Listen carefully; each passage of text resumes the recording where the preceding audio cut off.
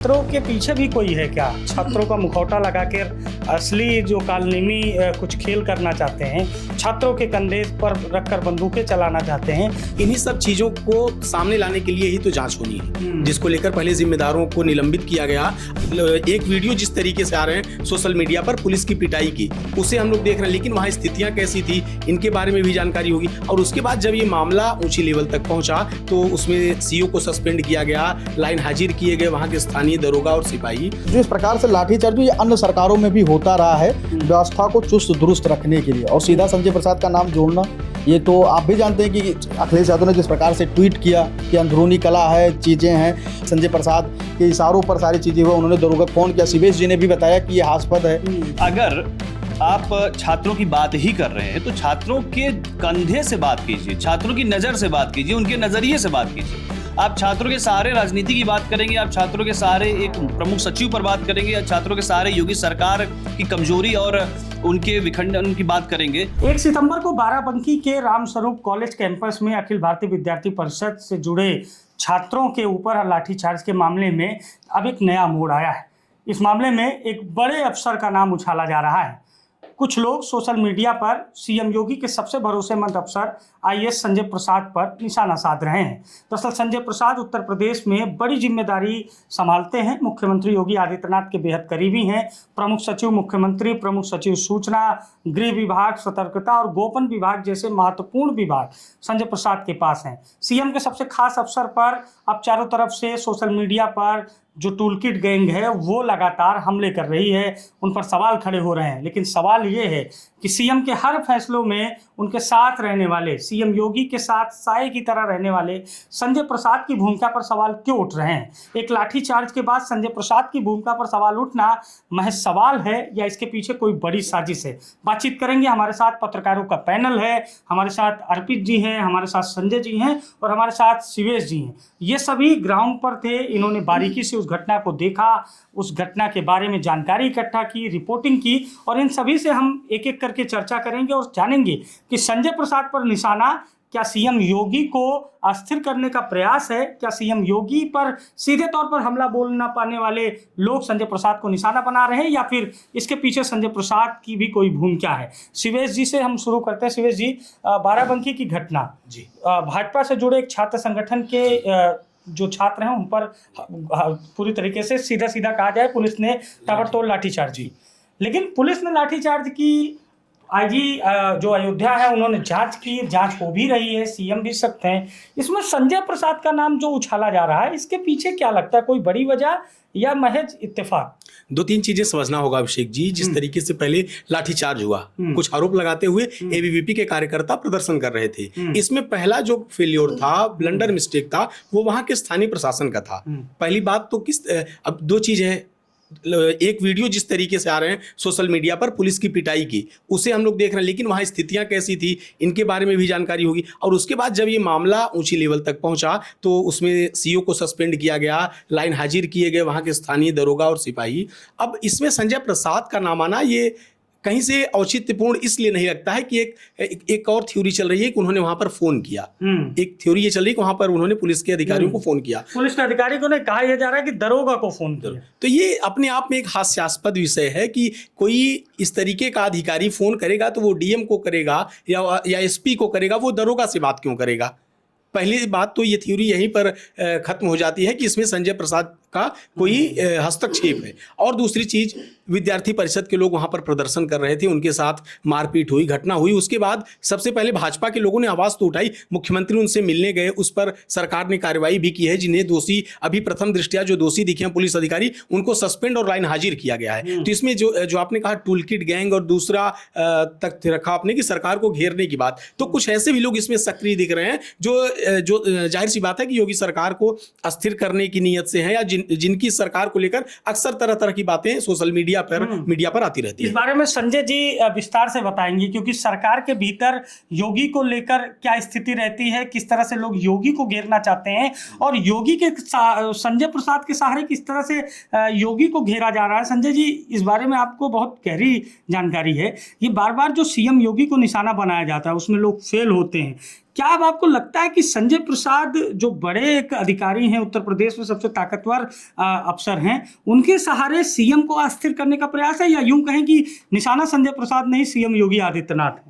जी बिल्कुल अभिषेक जी, आपने देखा पूरी तरीके से, आप लोग भी वहाँ पे मौजूद थे, सारी चीज़ों को आपने बारीकी से देखा और परखा है। इसमें जो प्रमुख बातें मैं आपको बता दूं कि देखिए, ये जो लाठीचार्ज हुआ रामस्वरूप यूनिवर्सिटी में छात्रों के ऊपर, तो उसमें पहला नंबर तो आप ये हटा दीजिए कि सिर्फ एबीपी छात्र थे, उसमें एनएसयूआई के भी छात्र थे, कांग्रेस के भी तमाम जो छात्र, जो उनका विंग है, उनके भी लड़के थे।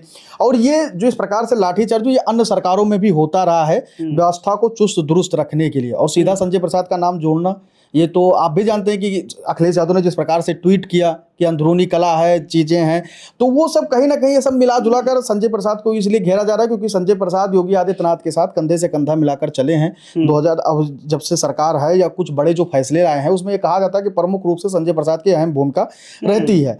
तो सीधे सीधे योगी आदित्यनाथ को कई बार टारगेट किया गया, उस पर जो लोग हैं वो सफल नहीं हो पाए। तो अब उनके नीचे जो उनके सचिव हैं, उनको टारगेट करने का मतलब ये है कि उनको जब टारगेट करेंगे तो ये कहा जाएगा कि योगी आदित्यनाथ उनके सहारे सारी चीजों को यहाँ पे इस तरीके से बंदोबस्त व्यवस्था कर रहे हैं। तो संजय प्रसाद को घेरने का मतलब है योगी आदित्यनाथ के साख पर सवाल उठाना। संजय प्रसाद अगर एक तरीके से देखा जाए तो एक बट वृक्ष की तरह, जैसा आपने अभी बताया था कि वो सारी चीजों को मॉनिटरिंग करते हैं, कहाँ क्या हो रहा है, प्रशासन सरकार की बात को जनता तक ले जाने का भी वो काम करते हैं। तो कहीं ना कहीं अगर जो संजय प्रसाद को बारीकी से जानते हैं, एक होशियार आईएएस रहे हैं, बेहतरीन कार्यशैली रही है और हमेशा से उनकी ईमानदारी पे तो कोई प्रश्न चिन्ह ही नहीं। भाई जो आईएएस रहते हुए तमाम बड़े बड़े फैसले कराया हो, और योग्यता का तो कोई बात ही नहीं है। अगर जिसके अंदर योग्यता ना होती वो वहां तक ना पहुंचता जहां पे संजय प्रसाद हैं। और तमाम जो बड़े फैसले हो रहे हैं कहीं ना कहीं उसमें संजय प्रसाद का हाथ होता है। तो अब विपक्षी खेमा ये चाहता है, या जो लोग इस तरीके की चीजें वायरल कर रहे हैं कि नहीं संजय प्रसाद के इशारों पर सारी चीजें हुआ, उन्होंने दरोगा फोन किया। शिवेश जी ने भी बताया कि ये हास्यास्पद है कि किसी दरोगा को संजय प्रसाद क्यों फोन करेंगे, अगर फोन करेंगे। अच्छा अर्पित जी, आपसे ये जानना चाहेंगे, कई बड़े घटनाक्रम हुए इसके पहले उत्तर प्रदेश में, बहुत सारे सवाल उठे, कुंभ की घटना रही हो या फिर दूसरे तरीके की घटना रही हो, संजय प्रसाद का नाम पहली बार उछला है क्योंकि इसके पहले भी संजय प्रसाद प्रमुख पदों पर रहे हैं, बड़े पदों पर रहे हैं। तो ये संजय प्रसाद का नाम जो जिस तरह से आ रहा है, जिस तरह से संजय प्रसाद को लोग निशाना बना रहे हैं, क्या वाया संजय प्रसाद सीएम योगी को निशाना बनाया जा रहा है या ये प्रयास किया जा रहा है क्योंकि सीएम खुद कहे कि जो दोषी है उस पर कार्रवाई होगी, तो अगर संजय प्रसाद का कहीं दोष होगा तो वो भी दोषी होंगे, उनके ऊपर भी कार्रवाई होगी, लेकिन सबको छोड़कर केवल संजय प्रसाद पर निशाना, ये वाया योगी आदित्यनाथ को घेरने की साजिश तो नहीं लगती? देखिए, इस मामले में जिस तरीके से संजय प्रसाद को लेकर जो भी सोशल मीडिया पे लिखा जा रहा है, एक कॉमन बात यह है कि जो लोग सरकार और भाजपा में दो धड़ों की बात करते हैं सोशल मीडिया पे, दो गुटों की बात करते हैं, जो ये कहते हैं कि केशव प्रसाद, डिप्टी सीएम ब्रजेश पाठक और वर्सेस सीएम योगी, या बात करते हैं कि शाह वर्सेस योगी, जो इन सारी जो उदाहरण देके सोशल मीडिया पे बातें लिखते हैं, वही इस मामले में संजय प्रसाद की भूमिका पे सवाल उठाते दिख रहे हैं। मतलब कोई नया नाम नहीं है, नहीं, जिनका काम पुराना है वही एक बार फिर से एक्टिव है। और देखिए, सीएम योगी पर अक्सर विपक्ष तो निशाना साधता ही है, चाहे कोई भी योजना हो, चाहे कोई उनका कदम हो, एक्शन हो, लेकिन संजय प्रसाद के बहाने, जैसा कि आपने कहा कि सीएम योगी को घेरना एक आसान विकल्प मिल गया।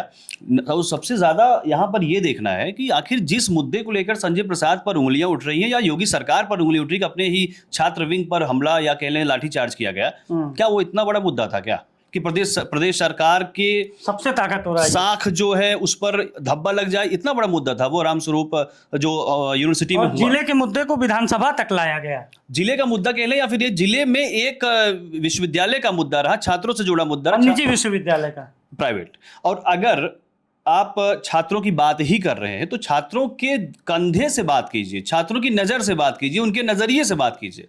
आप छात्रों के सहारे राजनीति की बात करेंगे, आप छात्रों के सहारे एक प्रमुख सचिव पर बात करेंगे, या छात्रों के सहारे योगी सरकार की कमजोरी और उनके विखंडन की बात करेंगे, तो ये शायद सीधा दर्शाता है कि एक सॉफ्ट टारगेट बना के संजय प्रसाद को योगी सरकार को निशाना साधना है। ये संजय प्रसाद तो एक मोहरा समझ लीजिए, उनके बहाने किसी और पे। यानी अगर अर्जुन के रथ को विचलित करना है तो कृष्ण को रोक दो। बिल्कुल, महाभारत में जो प्रयास किया था वही आज के समय में देखने को मिल रहा है।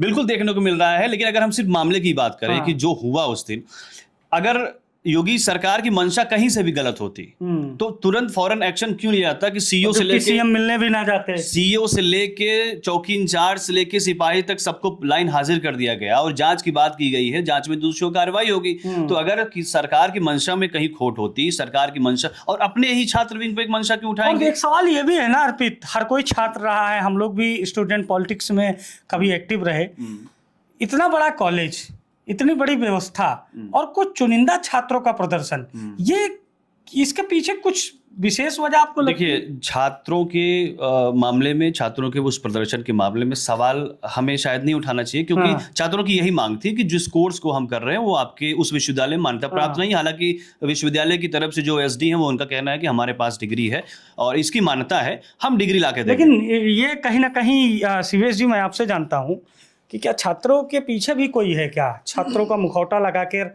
असली जो कालनेमी कुछ खेल करना चाहते हैं, छात्रों के कंधे पर रखकर बंदूकें चलाना चाहते हैं, जो बहुत दिनों से शांत बैठे हैं, जिनको कोई मुद्दा नहीं मिला है, क्या लगता है कि छात्रों के सहारे वो अपनी राजनीतिक जो सरगर्मियां उसे तेज करना चाहते हैं? इस पूरे घटनाक्रम के पीछे कारण क्या थे, जैसा आप बता रहे हैं कि किनका हाथ था, इन्हीं सब चीज़ों को सामने लाने के लिए ही तो जांच होनी है, जिसको लेकर पहले जिम्मेदारों को निलंबित किया गया और उसके बाद सरकार ने जांच की बात की है, कमेटी भी गठित की गई है। इसमें जो मेन मुद्दा है, जो चीज़ें सनसनीखेज चल रही हैं, सोशल मीडिया पर प्रमुख सचिव का नाम आ रहा है, वो थोड़ा सा चर्चा के विषय में इसलिए है कि एक छोटी सी घटना, एक जिले के एक विश्वविद्यालय की बात, जैसा अर्पित जी ने कहा, फिर उसमें एक प्रमुख सचिव का नाम आ जाना, उनको लेकर इस तरीके का बखेड़ा खड़ा करना, विधानसभा के बाहर प्रदर्शन हो, विधानसभा के बाहर प्रदर्शन हो जाना।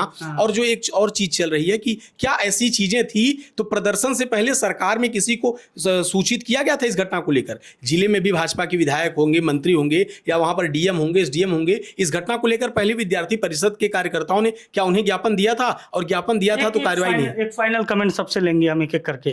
क्या लगता है, संजय प्रसाद की भूमिका पर सवाल, सीधा योगी को अस्थिर करने की साजिश? बिल्कुल, योगी जी, मुख्यमंत्री योगी को लेकर जिस तरीके से बातें चलती हैं, कहा जाता है कि उनके प्रमुख सहायक के रूप में संजय प्रसाद जी हैं, उन्हीं को जाहिर सी बात है कि इसमें उनके हस्तक्षेप की बात करना ये अपने आप में इस पूरे घटनाक्रम को एक हास्यास्पद मोड़ पर खड़ा कर देता है। घटनाक्रम को किस तरह देखते हैं?